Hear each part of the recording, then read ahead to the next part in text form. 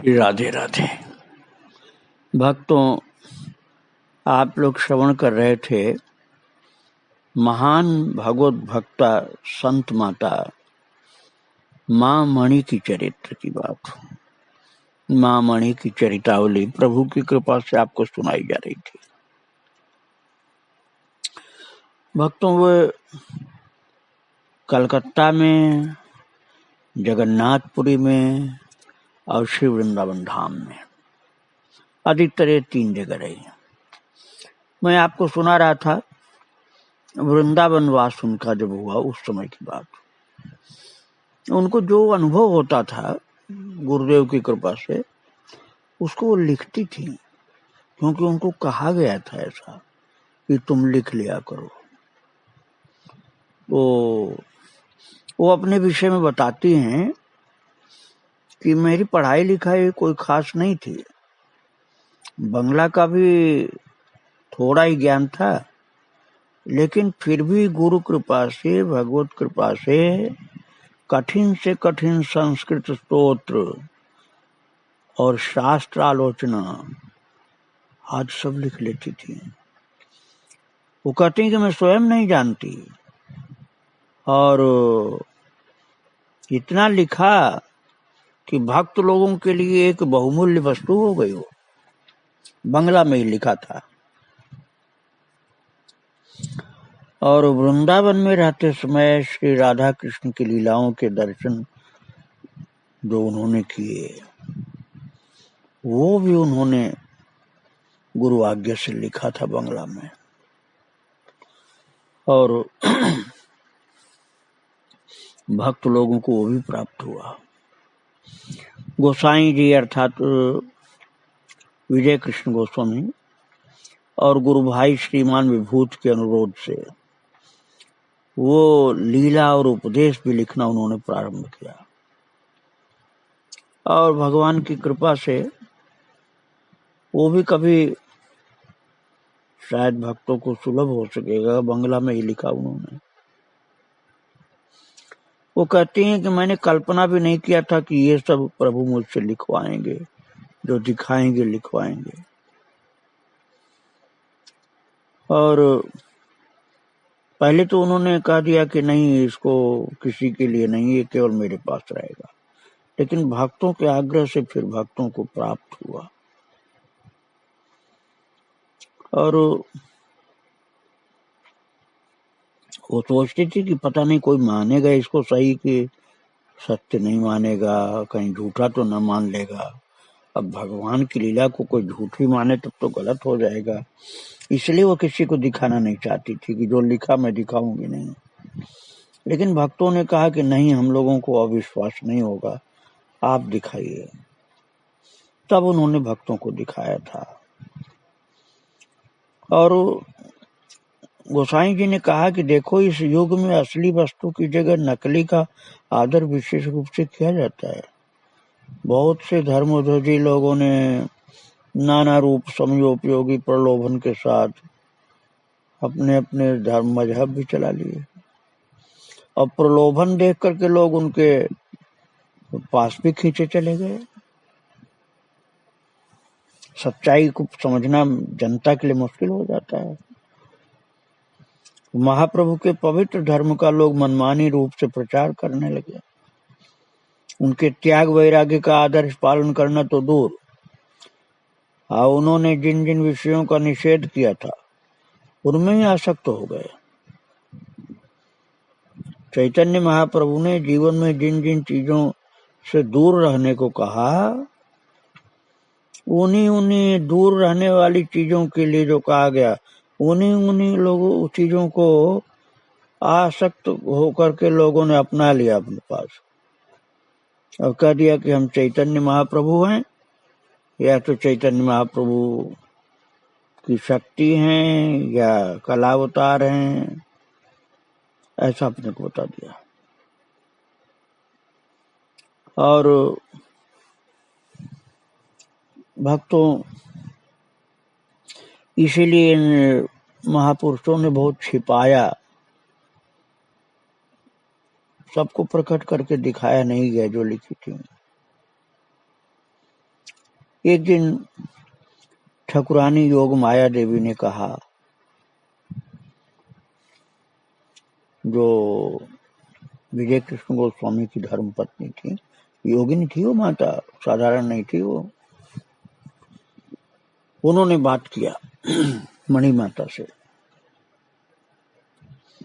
पहले तो इन्होंने कहा कि उन प्राण प्रिय वस्तुओं को गोपनीय रखने के लिए कहा, अब प्रकाशित करने का आदेश कर रहे हैं। आपके आदेश से मैंने इनको गोपनीय रखा था, अब आपका नया आदेश आया है कि इसको दे दें और लोगों को सुलभ हो जाए। तो योग माया माता ने कहा कि जब प्रथम लीला दर्शन होता है तब उसे गोपनीय रखना आवश्यक होता है, पीछे प्रकाशित करने से कोई हानि नहीं होती। सर्वदा ये मुनि ऋषिगण अपनी अपनी तपस्या का फल जीवों को परमार्थ संबंधी कुछ भी जानकारी देते रहे हैं, नहीं तो फिर जनता को, भक्तों को कैसे मिलता। इसलिए शुरू में तो उसे गुप्त रखना जरूरी होता है, लेकिन जब गुरु आज्ञा हो, भगवत आज्ञा हो, तो उसको प्रकट करने में दोष नहीं होता है, क्योंकि जो पीछे चलने वाले भक्त लोग हैं उनको फिर लाभ कैसे होगा। इसलिए फिर उसको हमेशा गुप्त नहीं रखा जाता, शुरू में गुप्त रखना आवश्यक होता है। वो जो माता ने लिखा था, माँ मणि ने, भगवान का जो जो अनुभव हुआ था, प्रभु की कृपा से उसका कुछ हिस्सा थोड़ा थोड़ा आप लोगों को भी प्राप्त होगा। ये उन्हीं की कृपा है भक्तों। अब मैं आपको वही सुनाने जा रहा हूँ। ये आप बहुत भाग्यशाली हैं जो भगवान की कृपा से सुन रहे हैं। वो लिख रही हैं माता कि रात्रि अनुमानतः 3 बजे थे, आसन पर बैठते ही देखी बहुत सी ब्रजमाई। ब्रजमाई का मतलब गोपिका। और आसन पर बैठते ही देखा, ऐसा नहीं कि बहुत कठिनाई के बाद कुछ झांकी सी आई हो, हल्की सी चली गई हो, ऐसा नहीं। वो लिख रही हैं कि आसन पर बैठते ही देखी बहुत सी ब्रजमाई, और उन्हें भली प्रकार देखने की चेष्टा करते करते वो अवस्था चली गई, पर उसी समय से हृदय में आनंद नहीं समा रहा था। तो बहुत देर तक वो देखती रही, फिर आनंद की बाढ़ से आ गई हृदय में। अब ये रात में अनुमान तो 3 बजे की बात है,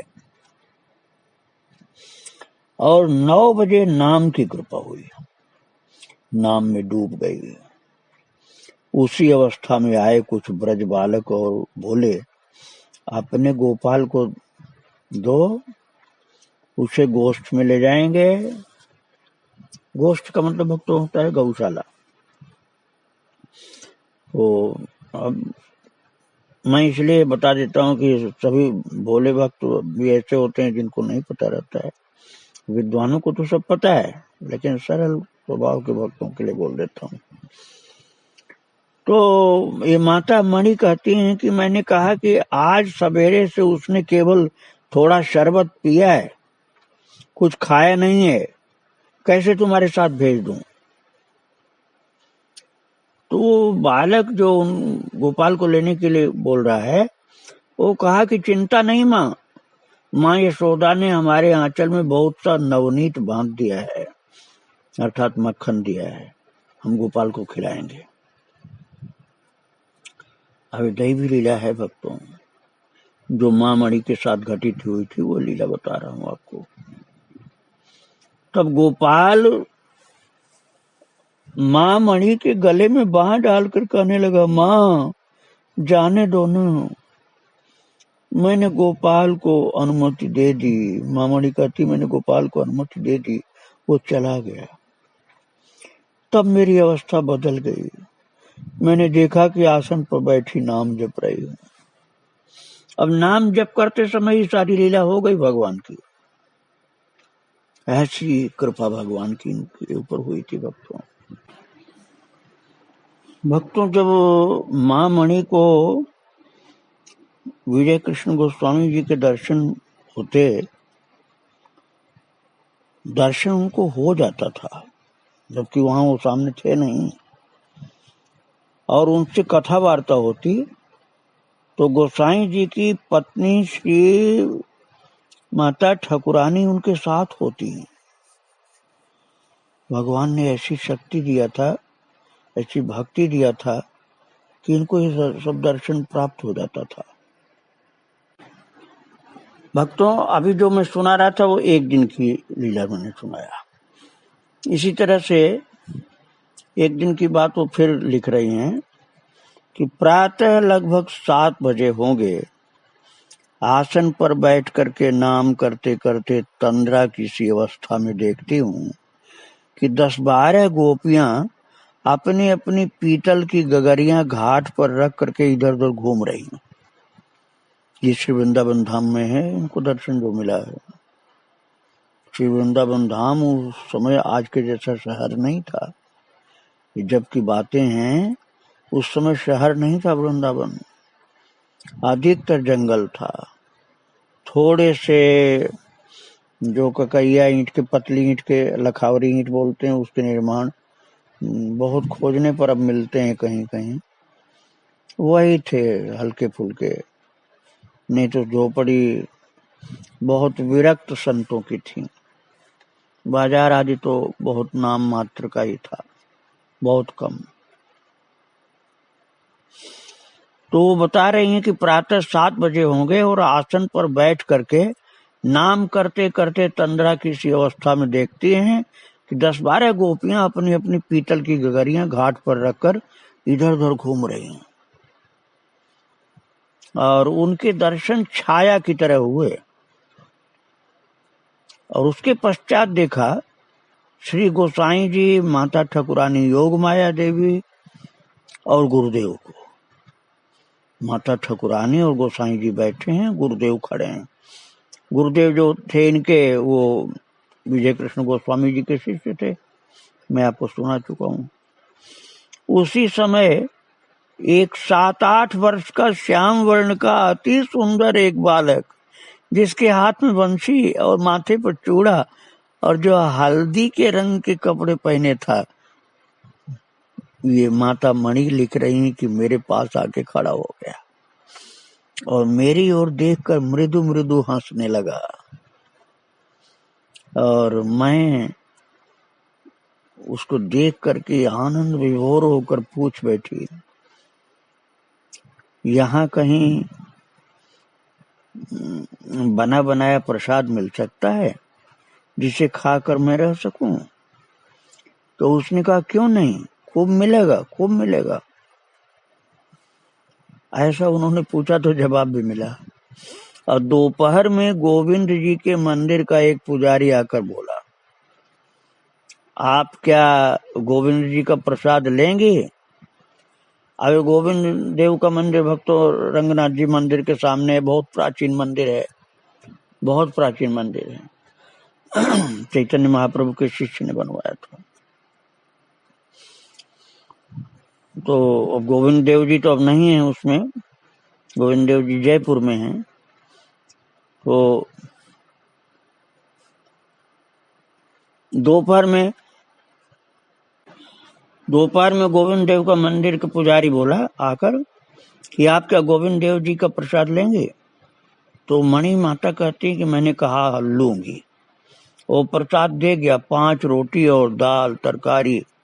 मैं जितने दिन वृंदावन में रही वही पुजारी बराबर दे जाता, मुझे किसी दिन रसोई बनानी नहीं पड़ी।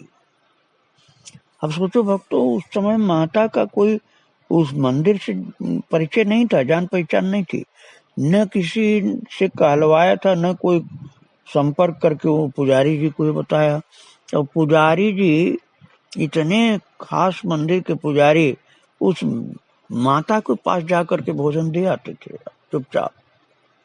तो ये तो भगवान की लीला थी ना, भगवान ने पुजारी को स्वप्न में आदेश किया होगा, क्या पता पुजारी को दर्शन ही मिल गया इस माता की कृपा से। अब ये माता एक दिन की बात और लिखती हैं कि प्रातः काल आसन पर बैठने के बहुत देर बाद लीला दर्शन आरंभ हुआ और देखा कि राधा रानी सखियों के साथ सूर्य पूजा को जा रही हैं। अपूर्व वेश, घाघरा और रंगीन ओढ़नी, चरणों में आलता, आहा वह पद्म पुष्प जैसे लाल लाल चरण, जैसे कमल की पंखुड़ी में ऐसे चरण लाल लाल।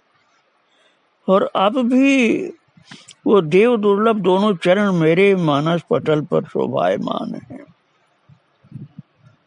लिखते समय माता बोल रही है कि मैं लिख रही हूं, इस समय भी मुझे वो चरण अच्छी तरह से छाए हुए हैं मन में।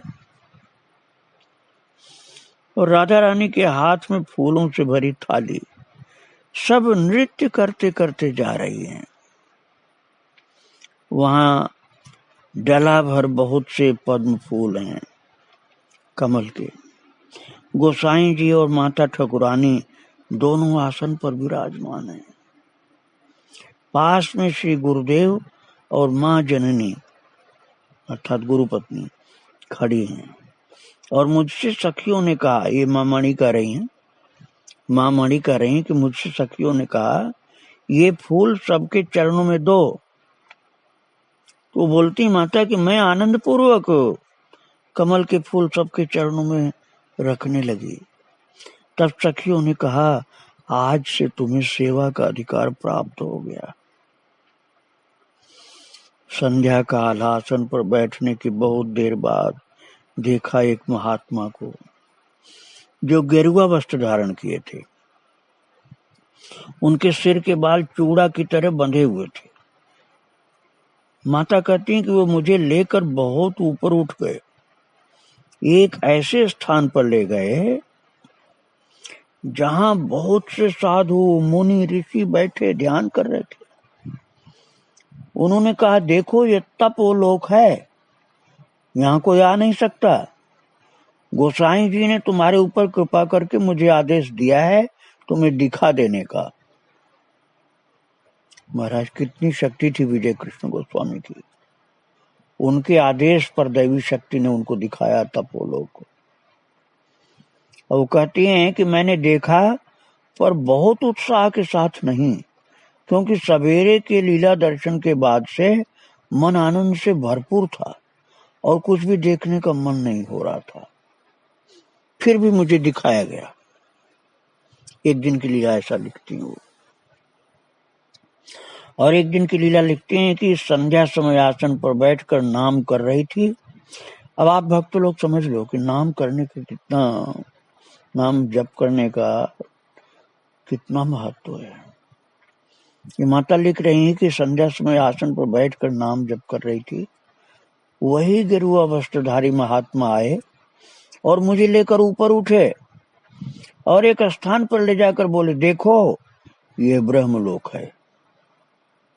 वहां बहुत से मुनि थे, सब उज्ज्वल मूर्ति एक एक कुंड में होम कर रहे थे और सुर तान के साथ वेद पाठ कर रहे थे। धूप धूना और होम की सुगंध से सत्व भाव जागृत हो रहा था और सारा स्थान गम गम गमक रहा था। जो देखा उसका वर्णन करने की मुझ में क्षमता नहीं है। तब मैंने कहा महात्मा से, मुझे श्री माता ठकुरानी के पास ले चलें। तो इन ज्योतिर्मय मूर्तियों को देख करके मैं स्तब्ध हो रही हूँ। उन्होंने हंसकर कहा, माँ तुम्हारे गुरु की कृपा से तुम्हें ये सब देखने की शक्ति प्राप्त है, नहीं तो तुम अब तक मूर्छित हो जाती। एकमात्र सदगुरु की कृपा से यह दर्शन संभव है। तुम सौभाग्यवती हो जो तुम्हारे ऊपर गुरुदेव की इतनी कृपा है। तब वे माता कहती हैं कि तब मुझे गोसाई जी और माता ठकुरानी के पास ले आए। भक्तों, एक दिन की लीला में और आपको सुना रहा हूं। संध्या समय आसन पर बैठते ही वे महात्मा फिर आकर उपस्थित हुए। ये माँ मणि लिख रही हैं। वो आगे कहती हैं कि मुझे एक प्रकांड धवल पहाड़ पर ले गए। उसके ऊपर शिवलिंग के आकार का एक विराट मंदिर था और मेरे पहुंचते ही बाबा नंदीश्वर ने द्वार खोल दिए। महात्मा ने कहा, यह कैलाश पर्वत है। वहां शिव दुर्गा के अपूर्व दर्शन हुए। भोलानाथ को देखा बागंबर पहने। अब देखो भक्तों, जो कैलाश आज के मनुष्य के लिए एक रहस्य बना हुआ, उस कैलाश की बात आप सुन रहे हैं। संतों के ऊपर कैसे कृपा हुई है, महामणि के ऊपर कैसी कृपा हुई कि साक्षात कैलाश का दर्शन कर रहे हैं ऊपर जाकर। वो महात्मा ले गए हैं उनको धवल पहाड़, प्रकांड धवल पहाड़ पर, और शिवलिंग के आकार का ऊपर मंदिर था और नंदीश्वर ने द्वार खोला है और महात्मा ने बताया कैलाश पर्वत है और वहां दर्शन कर रही माता मामणि। क्या दर्शन किया? शिव दुर्गा के अपूर्व दर्शन। और भोलानाथ को देखा बागंबर पहने, सिर की जटाओं से सांप लिपटे, हाथ में त्रिशूल लिए, और देखी उनके वाम अंक में राज रानी रूप में विराजमान माँ दुर्गा। ये कहती हैं मामणि कि मैंने प्रणाम किया। उन्होंने मेरे सिर पर हाथ फेर करके आशीर्वाद दिया। माँ दुर्गा ने मामणि के सिर पर हाथ रखा। कितनी भाग्यशालिनी थी मामणि कि साक्षात दुर्गा माता ने उनके सिर पर हाथ रखा और हाथ फेर करके सिर पर और आशीर्वाद दिया। माँ अन्नपूर्णा ने हाथ में कुछ अन्न देकर कहा, खाओ। और मैंने कहा, ये मामणि बोलती कि मैंने कहा कि माँ आज एकादशी जो है। तो माँ ने मधुर हंसी के साथ कहा, अरे ये महाप्रसाद है। तो दुर्गा माता का महाप्रसाद मिला इस तरह से। तो ये बोल रही है मामणि कि मैंने प्रसाद पा लिया, और पाते ही एक अपूर्व आनंद समुद्र में डूब गई। और आते समय बाबा नंदीश्वर को प्रणाम किया। उन्होंने तुम्हारा मंगल हो कह करके आशीर्वाद दिया। कैसी दैवी कृपा और दैवी शक्ति मामणि को प्राप्त हुई थी भक्तों। आगे मैं इनका चरित्र आपको फिर सुनाऊंगा। मामणि, उनके गुरुदेव भगवान शिव, कैलाशपति, दुर्गा माता, इन सब को बारंबार प्रणाम, कृपा के लिए प्रार्थना। श्री राधे राधे, जय श्री राधे।